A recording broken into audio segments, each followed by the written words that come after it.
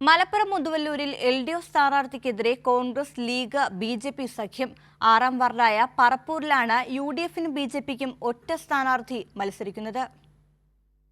വികസന മുന്നണി എന്ന പേരിലാണ് കോൺഗ്രസും മുസ്ലിം ലീഗും BJPയും ഒന്നിക്കുന്നത്.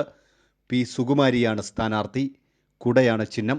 അരിവാൾ ചുറ്റിക നക്ഷത്രമടയാളത്തിൽ KM ബിന്ദുവാണ് LDF സ്ഥാനാർത്ഥി.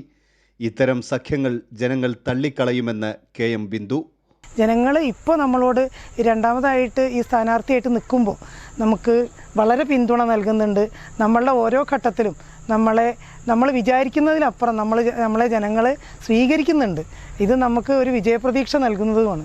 പറപ്പൂർ 6ാം വാർഡിൽ വോട്ട് നിലയിൽ 1ാം സ്ഥാനത്ത് CPIMഉം 2ാം സ്ഥാനത്ത് BJPയുമാണ്.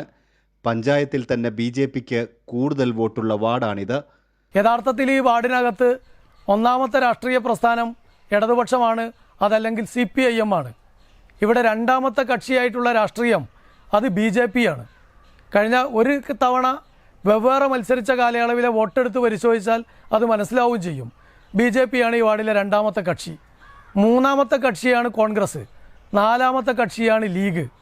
എന്നിട്ട് പോലും കോൺഗ്രസിന് അനുവദിച്ച സീറ്റിൽ കോൺഗ്രസ് എന്ന തരത്തിൽ അല്ലെങ്കിൽ UDF എന്നുള്ള തരത്തിൽ ഒരു സ്ഥാനാർത്ഥിയെ നിർത്താൻ ഇതുവരെ അവർ തയ്യാറായിട്ടില്ല. സ്വതന്ത്ര സ്ഥാനാർത്ഥിയെ നിർത്തി UDF പിന്തുണയോടെ മത്സരിക്കുകയാണ് BJP. മറ്റ് 7 വാർഡുകളിലും BJP സ്ഥാനാർത്ഥികൾ സ്വന്തം ചിഹ്നത്തിൽ മത്സരിക്കുന്നു. 2010ലും 20ലും ഇതേ പരീക്ഷണം കോൺഗ്രസും ലീഗും BJPയും ചേർന്ന് പറപ്പൂരിൽ നടത്തിയ ചരിത്രവുമുണ്ട്. കൈരളി ന്യൂസ്, മലപ്പുറം.